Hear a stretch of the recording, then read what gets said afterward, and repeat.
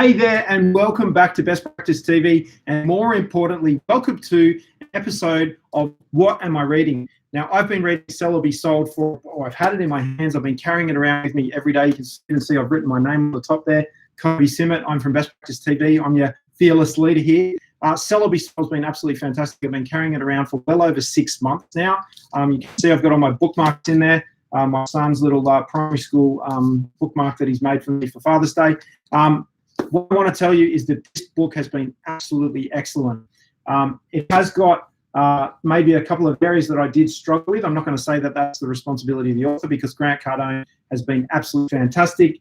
Spent 2 days with him a couple of weeks back in a business boot camp. I could highly recommend that. I've got more of his stuff here on my desk, but I just want to quickly talk about Sell or Be Sold. Yes, it's a fantastic book and you can read it, but how do you implement it? And I guess that's the biggest challenge, one of the biggest challenges that I've seen with people grabbing books, doing courses, watching stuff online, looking at stuff on YouTube. How do we implement?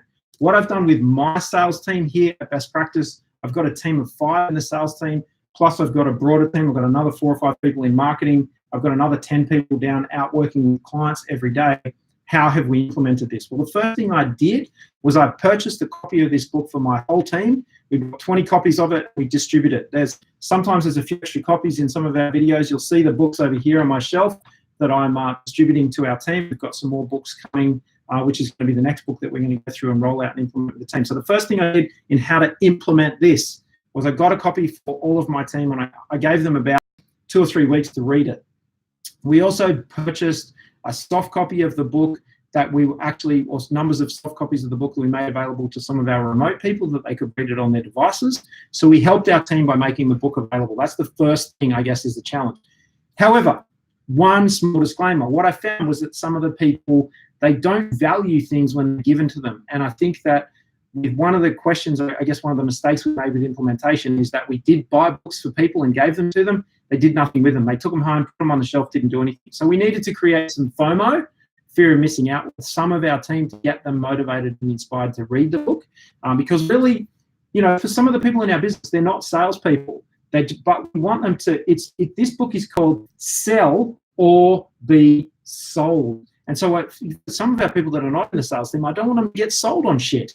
Like, don't buy shit that you don't need to buy, because there are sales people out there that are ultimately pretty unethical, and they're going to hit their targets, hit their money, but they're not really being the ethical salesperson who is really doing the consultative selling approach. So that's really the question for you if you've stumbled across this YouTube video, which is, the highly professional salesperson that Grant Cardone talks about in this book really looks into the prospect or the person that they're working with. Do they actually have a problem and a need? And is this person, is this product or service that is being pitched really going to help the person, help the buyer, and improve their life, give them benefit, not just features, but benefits. The products and services that we sell as salespeople have features and benefits, and Grant talks about this in some of his material. Is the person going to get the benefit from the value? So when what does Grant say? He says, when value exceeds price, cash turns up, essentially, or money transacts, and that's part of the transaction process. So you want value to exceed price. So that's the second part of it. Okay, step 2 in how we implemented this. We do sales training with our team and training with our team for 30 minutes every morning. We start at 8:30. We have a Google Hangout set up with our team. We put it in a Google Calendar. We're a Google shop here. We're not a Google shop, but we're Google users here at Best Practice. And we run a Google Hangout, and everybody goes into the Google app on their iPhones. I give everybody an iPhone.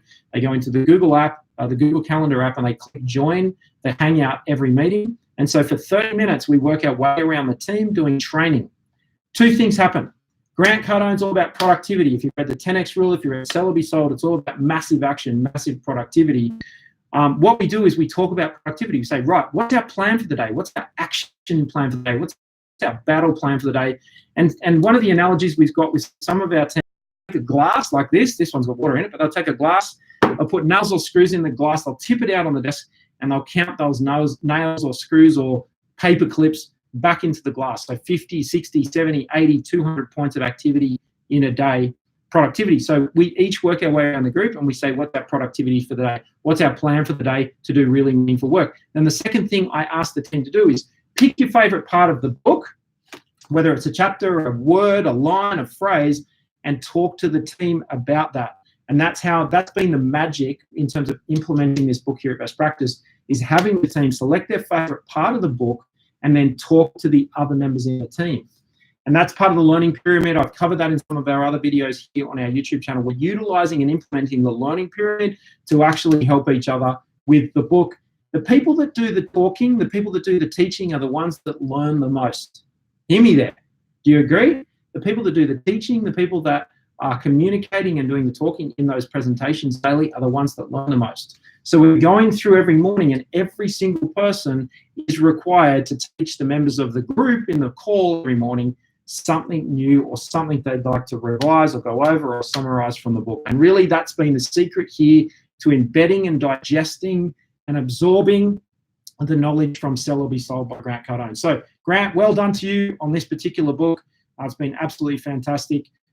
It's contributed a lot of value to this organization. I just wanted to share it with you guys. So if sales and selling is a challenge in your organization and you're a follower of the Best Practice TV challenge, I can highly recommend that this is going to be one of the things that's really going to help you grow your organization.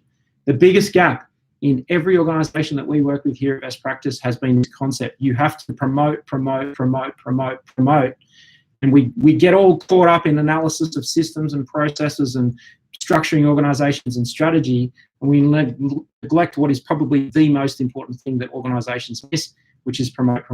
Okay, if you like this video, if it was helpful for you, please comment below. Yes, the video was helpful. If it wasn't helpful for you, you found it, you watched it, and I didn't help you anyway, and it wasn't my review of how to implement, and you didn't like my review of how to implement Sell or Be Sold, please type for me in the comments the specific question that you had so I can see that comment in my notifications and I will respond to it directly. And if I see enough of the same thing and you've got the same question, I'll shoot a video for you and I'll give you my thoughts on that particular topic.